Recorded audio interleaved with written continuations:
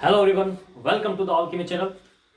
Today we will discuss the exam conduct GATE 2021 memory based questions जो कि आज के पेपर में आप लोगों से पूछे गए थे, वो मैं आप लोगों के सामने यहाँ पर डिस्कस करने जा रहा हूँ। तो आप लोग अपना प्रेडिक्शन बताना कमेंट सेक्शन में मुझे कमेंट करके कि आप लोगों ने कितना क्वेश्चंस अटेम्प्ट किया, क्या लेवल आप लोगों को लगा इनऑर्गेनिक, ऑर्गेनिक, फिजिकल और साथ ही साथ एप्टीट्यूड पोर्शन का आपको किस तरीके से लगा। साथ ही साथ मुझे आप लोग ये भी बताइएगा कि एमएसक्यू बेस्ड जब पैटर्न बना है तो उसके बाद आपका एक्सपीरियंस क्या रहा पेपर के दौरान, वो आप मुझे कमेंट सेक्शन में बताइए। यहां मैं आपको लास्ट तक ये भी बताऊंगा कि क्या कट ऑफ एग्जाम की प्रोबेबल रहने वाले है, एक्सपेक्टेड जो कट ऑफ रहने वाली है वो मैं आप लोगों के सामने डिस्कस करूंगा, और जो डायरेक्ट क्वेश्चन आप लोगों से पूछे गए थे वो सब आप लोगों के सामने मैं यहाँ पर डिस्कस करूंगा। फर्स्ट ऑफ ऑल आप देखिए यहाँ पर आप लोगों के सामने मैंने 6 क्वेश्चन आप लोगों के सामने स्क्रीन पर लिख रखे हैं। ये क्वेश्चन आप लोगों से ऑर्गेनिक केमिस्ट्री के अंदर 2 मार्क्स में पूछा गया था। ये डायरेक्ट क्वेश्चन है, आपको बुक के अंदर मिल जाएगा।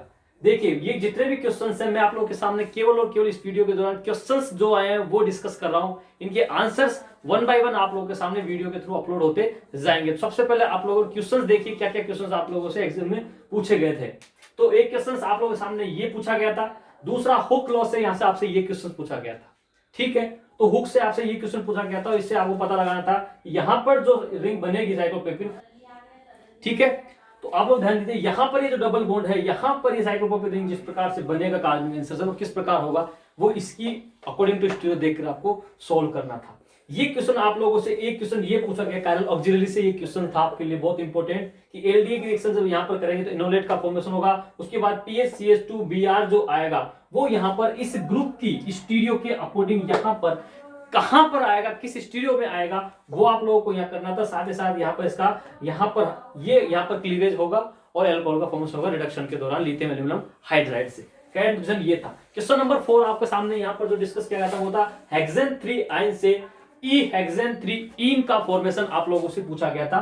तो इसका आंसर जो होगा वो बर्स्ट रिडक्शन के थ्रू लिथियम एंड और लिक्विड अमोनिया से ये सोल्व होगा।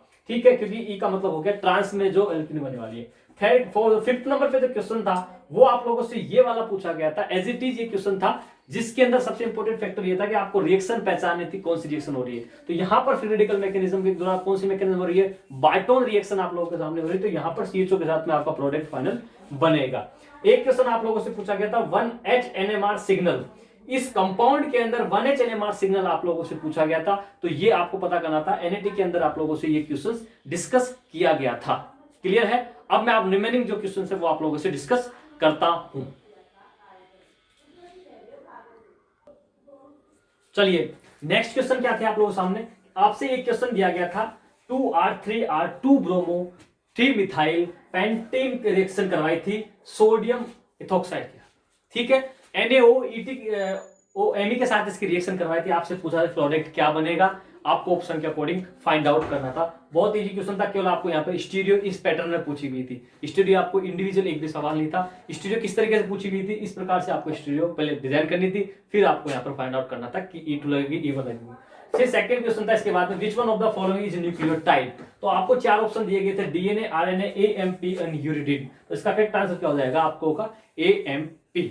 फिर क्वेश्चन था आपका MSQ के अंदर पूछा गया था expectable wave function, acceptable wave functions कौन कौन से होंगे, ये MSQ में क्वेश्चन था। तो आपका इसका आंसर होगा सिंगल वैल्यू, ठीक है, और कंटिन्यूअस इसका सही ऑप्शन होगा। इवन और इसका सही आंसर नहीं है, क्योंकि 3 ही प्रॉपर्टी कैरेक्टरिस्टिक प्रॉपर्टी होती है एक्सेप्टेबल वेव फंक्शन की। पहली कि वो फाइनाइट वैल्यू रखता है, साथ ही साथ दूसरा सिंगल वैल्यू होना चाहिए, और थर्ड था कंटिन्यूअस होना चाहिए ग्राफ। ये चीज आप लोगों की तीनों जो प्रॉपर्टी यदि वेरीफाई हो रही है तो वो आपका एक्सेप्टेबल वेव फंक्शन है। तो यहाँ पर ये 2 थे, उसके अलावा ये नहीं थे। नेक्स्ट क्वेश्चन था आप लोगों से पास पूछा गया था कि मोल्टन एंड मोल्टन बॉन्ड के बीच में कितना बॉन्ड है, तो वो आपसे कैलकुलेट करवाया था किसके अंदर, इस कॉम्प्लेक्स के अंदर।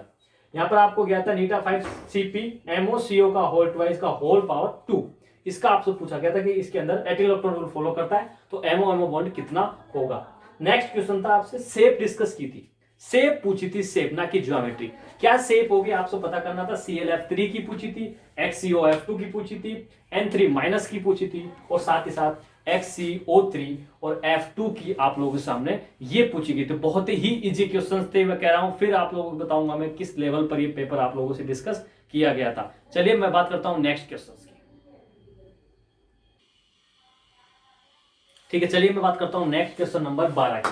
क्वेश्चन नंबर 12 में आपसे डेल ओ एनर्जी का आपसे ऑर्डर पूछा था। ये आपको कॉम्प्लेक्सेस दिया गया था, क्रोमियम साइनाइड 6 का -3, क्रोमियम फ्लोराइड F6 का -3 और क्रोमियम H2O का होल 6+3। तो आपको लिगेंड देख करके आपको ऑर्डर बताना था, क्या उसका ऑर्डर होगा। तो cyanide H2O then F, ligand field जो होती है उसके अकॉर्डिंग आपको ये सोल्व करना था। एक क्वेश्चन आपसे पूछा गया था, ये नॉन बोर्नर बनाया गया था, ठीक है। इसके अंदर आपसे पूछा गया था कोबाल्ट का कॉम्प्लेक्स था 4, तो आपसे इसके अंदर इसकी ज्योमेट्री और आपसे अनपेड इलेक्ट्रॉन आपसे पूछा गया था, ठीक है। बहुत ही इजी क्वेश्चन थे, इनऑर्गेनिक सेक्शन से और ऑर्गेनिक सेक्शन थे। नेक्स्ट क्वेश्चन आप लोगों से डिस्कस किया गया था 14 नंबर में, स्पिन ओनली मैग्नेटिक मोमेंट पूछा गया था। कौन से कॉम्प्लेक्स की, कोबाल्ट H2O को होल 6+2। तो बोरमेल्टन आपसे पूछा गया था, NAT के अंदर आप लोगों से ये सवाल पूछा गया था। क्लियर है साथ के साथ। नेक्स्ट क्वेश्चन की बात करता हूं, क्वेश्चन नंबर 15 आप लोगों के सामने पेरिसाइक्लिक का बहुत ही इंपॉर्टेंट और हर बार रिपीट होने वाला क्वेश्चन है। इस क्वेश्चन में आपसे पहले रिंग ओपनिंग कराई थी, इलेक्ट्रोसाइकिल रिंग ओपनिंग करवाई थी हीट के प्रेजेंट में। तो ये 4 इलेक्ट्रॉन रिंग ओपनिंग होगी तो दोनों ग्रुप क्या आ जाएंगे, सेम साइड में आ जाएंगे। और उसके बाद में इसके साथ 4+2 साइक्लो एडिशन करवाया गया था। तो आपको यहाँ पर प्रोडक्ट फाइंड आउट करना था, इजीली आप इसकी प्रोडक्ट फाइंड आउट कर सकते थे। नेक्स्ट में आप लोगों को इसका प्रोडक्ट जो था मैं आप लोगों को बताता हूँ इसका प्रोडक्ट क्या बनाया गया था। तो आपको इसको ये पता होना चाहिए कि इसका प्रोडक्ट क्या होगा। तो ये इसका प्रोडक्ट जो है उसकी स्टीरियो ये थी यहाँ पर कि ये दोनों ग्रुप सेम होंगे, पीएच वेज पर थे और यहाँ डेस पर आपको CO2Me। ये आपका यहाँ पर क्या होगा, प्रोडक्ट। आपके ऑप्शंस में यहाँ पर ये डेस पे था और ये वेज पर था। क्लियर है यहाँ पर। नेक्स्ट क्वेश्चन है क्वेश्चन नंबर 16 आप लोगों के सामने। यहाँ पर एस्केन मोर फ्रेगमेंटेशन बेस आपसे क्वेश्चन पूछा गया था। तो आपको क्या पूछा गया था, इस प्रकार के डिजाइन करके आपको हाइड्रोजन दी गई थी। आपसे बोला था कि NaOH के साथ रिएक्शन कराने पर बनने वाले प्रोडक्ट का क्या नाम होगा। आपको इस फॉर्मेट में IUPAC नाम के फॉर्मेट में दिया गया था। तो इस प्रकार से आपसे क्वेश्चंस को थोड़ा सा घुमा के पूछा, लेकिन क्वेश्चंस का बेस जो था वो बहुत इजी था। तो इसको जब सोल्व करेंगे तो आप यहाँ से बॉन्ड हटाएंगे, एक बॉन्ड यहाँ से हटाएंगे, एक बॉन्ड यहाँ से हटाएंगे, तो यहाँ पर ट्रिपल बॉन्ड जनरेट हो गया और यहाँ पर आपको कार्बन जनरेट हो जाएगा। तो ये आपका यहाँ पर प्रोडक्ट था नॉन 6 आयन 2 ऑन, यहाँ पर इसका करेक्ट आंसर था, ठीक है। चलिए अब मैं डिस्कस करता हूँ नेक्स्ट क्वेश्चन की। नेक्स्ट क्वेश्चन नंबर 17 आपसे पूछा गया था। इस क्वेश्चन में क्या था कि आपको ये कंपाउंड दिया गया था, उसके आपको 2 पार्ट पूछे थे, P और Q। और P और Q के ऊपर आपको यहाँ पर दिया गया था सल्फोनियम और यहाँ पर दिया गया था सल्फोक्सोनियम। तो सल्फोक्सोनियम यहाँ पर कहाँ अटैक करेगा और क्या काम करेगा वो फंक्शन आपको यहाँ पर पता करना था। 4 ऑप्शन आपको दिए गए थे। तो आपको पता है कि सल्फोक्सोनियम यहाँ पर क्या करेगा, आपको साइक्लोप्रोपीन रिंग का फॉर्मेशन करेगा। क्या काम करेगा यहाँ पर, साइक्लोप्रोपीन रिंग का फॉर्मेशन करेगा। लेकिन यदि मैं सल्फोनियम की बात करूं तो सल्फोनियम जो होता है उसके अंदर क्या होता है, इपोक्साइड रिंग का फॉर्मेशन होगा। यहाँ पर इपोक्साइड रिंग आपकी फॉर्मेशन होगी। तो यहाँ पर इपोक्साइड रिंग और यहाँ पर आपका डबल बॉन्ड हटने के बाद यहाँ पर साइक्लोप्रोपीन रिंग बन जाएगी। तो इस प्रकार का एक ऑप्शन आपको गिवन था, वो इसका करेक्ट आंसर होगा। क्वेश्चन नंबर 18 में आपसे क्या पूछा गया था, ये क्वेश्चन आपका MSQ टाइप क्वेश्चन था। क्या था, MSQ टाइप क्वेश्चन था। और इसमें क्या पूछा गया था कि आपको CO2 का एक फेज डायग्राम बना के दिया गया था और उस पर आपको 4 स्टेटमेंट दिए गए थे। तो आपको पता करना था अकॉर्डिंग टू स्टेटमेंट। उसमें एक स्टेटमेंट आपको गिवन था कि TC पॉइंट पर all 3 phase are available, yes. उस पर आपकी तीनों फेज अवेलेबल थी, सॉलिड, लिक्विड एंड गैस। फिर पूछा था T1 पॉइंट पर डज नॉट हैव, यदि टेम्परेचर अबव करते हैं तो क्या ये लिक्विड में चला जाता है या सॉलिड में रहता है। इस बेस पे आपके ऑप्शन था। एक ऑप्शन ये था कि TC से अबव जाते हैं तो क्या ये लिक्विड में रहता है, यस। या इससे नीचे आने पर क्या ये लिक्विड में रहता है, नहीं, ये सॉलिड में करता है। ऐसा करके आपको 4 ऑप्शन पूछा था। उस प्रकार से आपको ये बेसिक क्वेश्चन था आपको MSQ बेस के ऊपर। नेक्स्ट आप लोगों से जो क्वेश्चन डिस्कस किया गया था वो था आपका क्वेश्चन नंबर 19, जिसमें रेट ऑफ हाइड्रोलाइसिस पूछा गया था। रेट ऑफ क्या पूछा गया था, हाइड्रोलाइसिस। और इसमें आपको ये 3 प्रकार के कंपाउंड दिए गए, जिसमें 1,4 पोजीशन पर सिस पर एमाइड था, 1,4 पोजीशन पर सिस में आपका एस्टर था, 1,4 पोजीशन पर ट्रांस में एस्टर था। आपको इनका ऑर्डर पूछा गया था एक दूसरे के रेस्पेक्ट में कि रेट ऑफ हाइड्रोलाइसिस का ऑर्डर क्या होगा। नेक्स्ट क्वेश्चन एक एप्टीट्यूड का क्वेश्चन आप लोगों के सामने ये था, मेमोरी बेस्ड क्वेश्चन था। इसमें आपको ट्रायंगल बना के दिया गया था। आपसे पूछा था कि ये जितने भी लेंथ है A से C, B से D, F से D, ये सारी सारी लेंथ क्या है, इक्वल है। तो ये जो एंगल है, ये ट्रायंगल का एंगल आपसे पूछा गया था। तो इसका आंसर होगा आपका 36 डिग्री सेंटीग्रेड। आपका क्या था यहाँ पर, ये आपसे पूछा गया था, इसका आंसर होगा, ठीक है। नेक्स्ट क्वेश्चन आप लोगों के सामने पूछा गया था 21। क्वेश्चन नंबर 21 जो था, इसमें पूछा गया था कि नॉन हीम पार्ट कौन सा था, किस किस के अंदर नॉन हीम पार्ट होता है। तो आपको पता है हीम क्या होता है, हीम क्या होता है आपका, हीम होता है आपका Fe के साथ में, Fe जो होता है आपका, Fe के साथ में आपका क्या होना चाहिए, पोरफायरिन रिंग वाला सिस्टम। ये जब होगा तो आपका क्या हो जाएगा, ये हीम पार्ट। लेकिन इसने पूछा क्या, नॉन हीम। तो ये ध्यान दीजिएगा कि haemocyanin, cytochrome P45, 450, haemoglobin and myoglobin, ये 4 ऑप्शन आपको दे करके पूछा गया था। तो इसका करेक्ट आंसर होगा नॉन हीम के लिए haemocyanin is the correct answer. Clear है यहां पर? ठीक है, ये क्वेश्चन आप लोगों से पूछे गए थे। अब मैं बात करता हूं नेक्स्ट रिमेनिंग क्वेश्चंस के। चलिए अब मैं बात करता हूं आप लोगों से नेक्स्ट रिमेनिंग क्वेश्चंस की। नेक्स्ट क्वेश्चन 22 नंबर, यह आपसे एप्टीट्यूड के अंदर पूछा गया था। आपको PQRS दिया गया था, बोला था कि P और जो R है वो एक दूसरे के एडजेसेंट नहीं है, ये आपकी कंडीशन अप्लाई करी थी। और आपको बोला गया था कि जो S है वो Q के आप राइट साइड में प्रेजेंट होगा। तो इसके कंडीशंस को अप्लाई करते हुए इन PQR को आपको सिटिंग में अरेंजमेंट करना था, और इन चारों का जो डायरेक्शन था वो आपका सेम साइड था। तो उसके अकॉर्डिंग जब आपके इसके अरेंजमेंट बनाएंगे तो टोटल अरेंजमेंट कितने आ रहे थे? ऑप्शन नंबर एक सही था, जिसके अंदर था 6 इसके क्या है करेक्ट आंसर था। एक आपसे एप्टीट्यूड में पूछा गया था, जिसमें आपको एक सेंटेंस दिया गया था, getting to the top blanket then sitting on the top. तो इसमें ऑप्शन थे इजियर, मच इजियर, इजिएस्ट, ठीक है, और वेरी मच इजिएस्ट, ऐसा करके 4 ऑप्शन थे। तो इसका easier is the correct answer. एक क्वेश्चन आपसे पूछा गया था 24, ये क्वेश्चन बहुत ही शानदार और बहुत ही इंपॉर्टेंट क्वेश्चन था, जो कि आपसे पूछा गया था ऑर्गेनिक में। ये क्वेश्चन में क्या है कि n-बुटाइल लिथियम की रिएक्शन करवाई थी, तो आपको पूछा था बनने वाला प्रोडक्ट ए क्या होगा। तो यहां पर आपका लिथियम हो जाएगा। देन उसके बाद में इसको बोला गया था कि इसकी रिएक्शन करवाने के बाद सेकंड स्टेप में ये करवाया, और आपको यहां पर पीडी दे रखा था।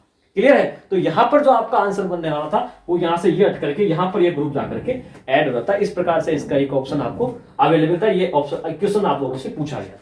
क्लियर है? नेक्स्ट आप लोगों से ध्यान दीजिएगा, 25 नंबर क्वेश्चन मैं आपसे डिस्कस करता हूं, जो कि एमएसक्यू के अंदर कैरेक्टर टेबल ग्रुप थ्योरी से पूछा गया था। आपको क्या गया था, बोला गया था C2V की कैरेक्टर टेबल है, जिसके अंदर आपके एलिमेंट्स उसने बोला था कि E, C2, सिग्मा V और सिग्मा V डैश, ये 4 इसके सिमेट एलिमेंट्स हैं। इनके अकॉर्डिंग एक्सपेक्ट में आपको ये 4 ऑप्शन ड्रॉ करके दिए थे।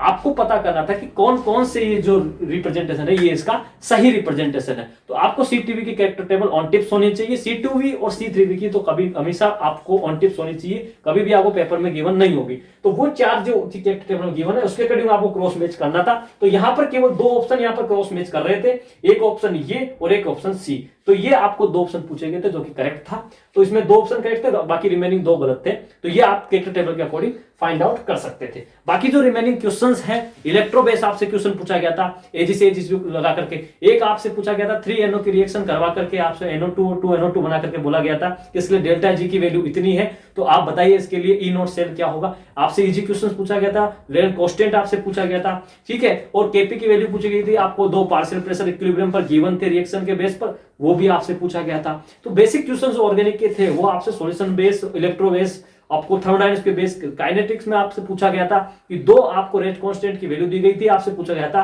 कि एक्टिवेशन एनर्जी की वैल्यू क्या होगी। 2 टेंपरेचर आपको गिवन था, 0 डिग्री एंड 25 डिग्री सेल्सियस। ये 2 टेंपरेचर आपको गिवन था, कौन कौन सा, 0 डिग्री और 25 डिग्री सेल्सियस टेंपरेचर देकर के आपसे पूछा गया था। यहां तक क्लियर है? और भी आपसे मैक्सिमम क्वेश्चन, बहुत क्वेश्चंस आपसे पूछा गया था, जो कि बहुत ही इजी तरीके से आपको सोल्व करने का आना चाहिए था, क्योंकि बेसिक न्यूमेरिकल बेस्ड क्वेश्चन थे सारे। ठीक है, तो ये एक आपको मैंने रेस्पेक्टेड रफली आइडिया बताया। अब मैं आप लोगों के सामने डिस्कस कर लेता हूं बेसिक की कट ऑफ आपकी क्या रहेगी। तो मैं आप लोगों को एक रफली आइडिया बता देता हूं कि जो आपकी एग्जाम है उसकी जो कट ऑफ है वो आपकी अप्रोक्सीमेट जनरल कैटेगरी की मैं आपको बता देता हूं कि वो आपकी रहेगी 28 to 30 मार्क्स। ये ध्यान दीजिएगा, जनरल कैटेगरी के मार्क्स मैं आपको बता रहा हूं कि 28 से 30 मार्क्स आपकी यहां पर कट ऑफ रहेगी। क्वालिफाई कट ऑफ या आपकी गेट की एक्सपेक्टेड होनी चाहिए। ठीक है, क्योंकि इनऑर्गेनिक पोर्शन, ऑर्गेनिक पोर्शन और साथ ही साथ एप्टीट्यूड पोर्शन आपका बहुत ईजी था। केवल जो आपका फिजिकल पोर्शन था वो थोड़ा सा मॉडरेट था, क्योंकि उसमें जो क्वेश्चंस था वो बहुत ही लेवल के पूछ लिए, 9 लेवल के पूछ लिए, जिस लेवल के हम नेट और गेट में स्टडी नहीं करते हैं। यहां तक क्लियर है? तो ये सब चीजें आप लोगों के सामने डिस्कस की मैंने 25 रिसर्च, जो कि 25 क्वेश्चंस मेमोरी बेस्ड जो आप लोगों से मैंने डिस्कस किया है। नेक्स्ट वीडियो में रिमेनिंग क्वेश्चंस विद सॉल्यूशन आप लोगों के सामने डिस्कस करूंगा। तब तक बने रहिएगा साथ में। All the very best, good luck. और साथ ही साथ इस चीज का भी ध्यान दें, जो आपको एक्सपेक्टेड क्वेश्चंस तो लग रहे हैं आप कमेंट सेक्शन में कमेंट करके बताएं, और आपको पेपर का लेवल कैसा लगा, और आप अपना एक्सपीरियंस जरूर शेयर करें कि एमएसक्यू टाइप जो क्वेश्चंस पेपर में आए हैं, क्योंकि मुझे लगता है अकॉर्डिंग टू 4 to 5 क्वेश्चंस ही आपके यहाँ पर एमएसक्यू बेस्ड उन्होंने पूछा है, तो उसका क्या इफेक्ट पड़ा, किस प्रकार से वो सोल्व करने का था, ये बेसिक क्वेश्चन के बारे में आपको पता होना चाहिए। तब तक नेक्स्ट वीडियो में मिलते हैं। All the very best, good luck, thank you.